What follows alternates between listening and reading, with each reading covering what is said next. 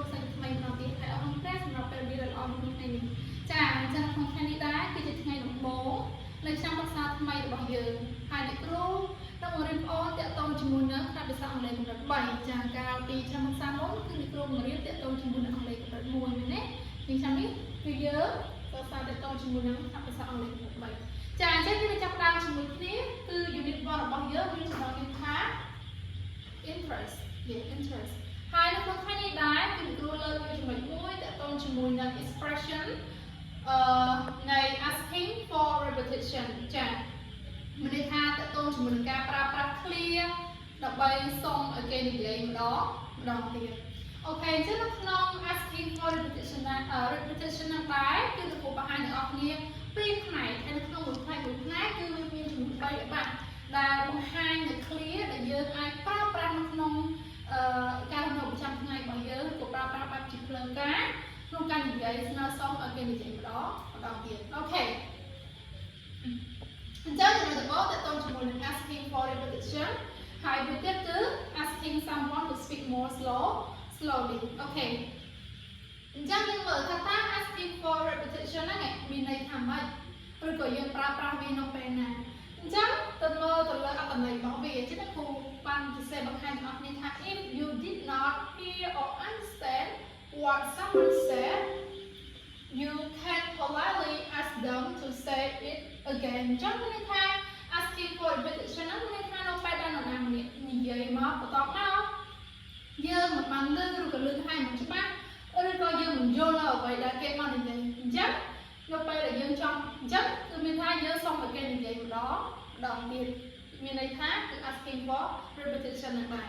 នឹងហើយចាំន័យថាគេនិយាយមកស្ដាប់បានហើយយើងសុំឲ្យគេនិយាយម្ដងទៀតនេះគឺជាអត្ថន័យរបស់វាហើយនៅក្នុង asking for repetition ហ្នឹងដែរមានន័យថាគឺយើងស្នើសុំឲ្យគេនិយាយម្ដងទៀតមែនទេជាទម្រង់នៃការស្នើសុំគឺមានច្រើនទម្រង់មែនតែនៅក្នុង asking for repetition ហ្នឹងដែរគួរលើកយកដូចគ្នាដើម្បីមកបង្ហាញទៅកាន់ពួកយើងជំនួសឲ្យការប្រើប្រាស់ពាក្យ what នៅពេលដែលគេនិយាយមកឡើងវិញនិងហោហាហើយយើងដាក់បបានស៊ូទៅវិញ what អញ្ចឹងអាប្រើពាក្យទៅ what ទៅមួយម៉ាត់ហ្នឹងមើលទៅវាជា impolite អញ្ចឹងវាទាំង3នេះដើម្បីបង្ហាញពីភាពដែល polite មានថាកាន់តែចាស់ទ្រង់ទងឬក៏មិនជាចរិតបឹកមិនសូវបាក់ឆ្កងអញ្ចឹងណាអូខេឃ្លាទី1 can you repeat that please តើអ្នកអាចនិយាយម្ដងទៀតបានទេឬក៏តើអ្នកអាចថាអ្វីដែលអ្នកបាននិយាយម្ដងទៀតបានអត់អូខេបន្តទៀត could you repeat that please ហើយចុងក្រោយគេ could you say that again please អញ្ចឹង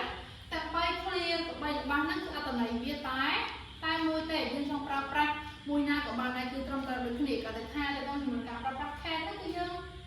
ប្រើប្រាស់វានិយាយទូទៅធម្មតាអញ្ចឹងទៅហើយបើយើងចង់ឲ្យវាកាន់តែ polite ខ្លាំងឡើងឬក៏កាន់តែស្រទន់គឺយើងអាចប្រើប្រាស់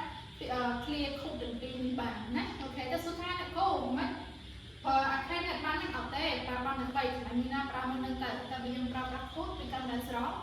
ទន់អូខេតែគ្រូមានឧទាហរណ៍ដែរហើយឧទាហរណ៍របស់យើងគឺការសន្ទនារវាង fridge ហើយនឹង colors ទៅលើការប្រើប្រាស់ clear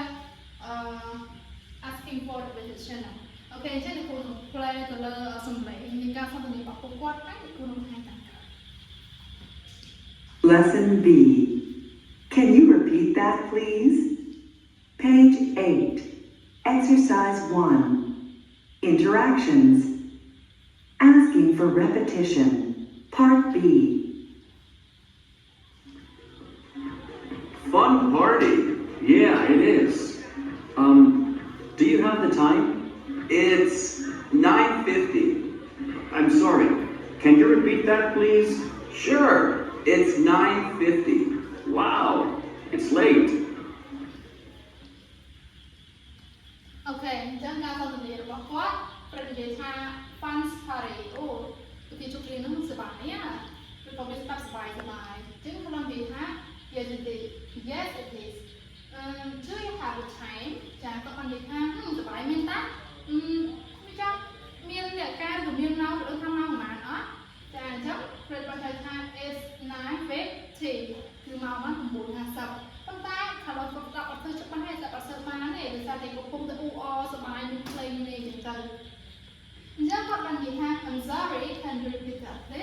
okay តើអាចនិយាយម្ដងទៀតបានទេណាអញ្ចឹងគាត់បានថា sure it's 9:50 ប៉ុន្តែបានតាគឺមក9:50នេះទីเราនិយាយថា wow it's very wow ទីពេលឡើយយើងត្រូវដល់ណាយើងពេលទៅផ្ទះមែនទេអូខេអញ្ចឹង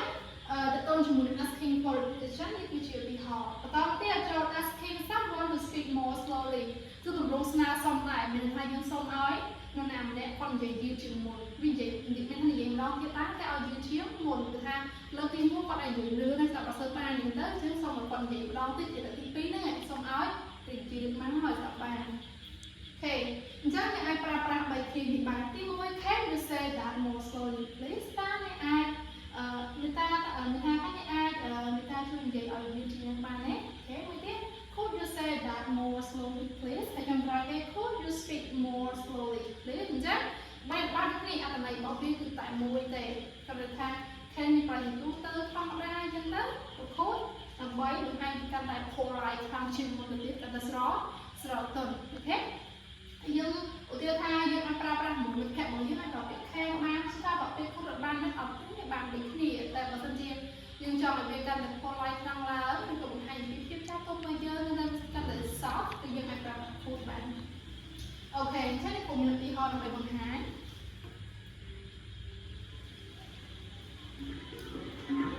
So call me, okay? Sure. What's your number? It's 629-555-0193. Can you say that more slowly, please? Oh, sure. It's 629-555-0193. Got it. Thanks. អូខេជាមកឧទាហរណ៍តទៅជាមួយការប្រើប្រាស់ asking someone to speak more slowly អញ្ចឹងរបៀប Nick ហើយនិង Melissa អញ្ចឹងនិយាយថា so call me អូខេតែខ្ញុំផងណាអូខេនេះយល់ព្រមណាចាអញ្ចឹង Melissa sure what's your number ហ្នឹងហើយខ្ញុំខលទៅតែទូរស័ព្ទអ្នកលេខប្រហែលដែរ Make and try 86295550193 អញ្ចឹងមកពេលហ្នឹងឯងពេលគាត់បានប្រាប់ពីទូរស័ព្ទរបស់គាត់ហ្នឹងគឺប្រាប់រៀងលឿនហើយ Melissa អត់សូវទាន់ទេអញ្ចឹងMelissa គាត់បានសួរបញ្ជាក់ម្ដងទៀតដើម្បីឲ្យគាត់នឹងនិយាយម្ដងទៀតឲ្យយឺតជាងមុនឬក៏កាន់តែយឺតចាឲ្យគាត់នឹងងាយស្រួលក្នុងការស្ដាប់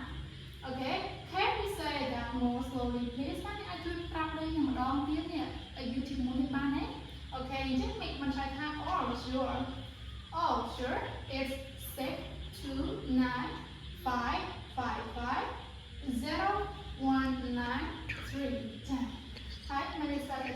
got it តែចាខ្ញុំទទួលបានដាក់បានហើយអត់ច្រើនចាអញ្ចឹងតើតើជាមួយនឹង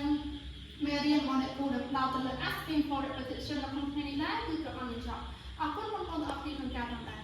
ចាំមករៀនរបស់អ្នកគ្រូសូមជម្រាបលា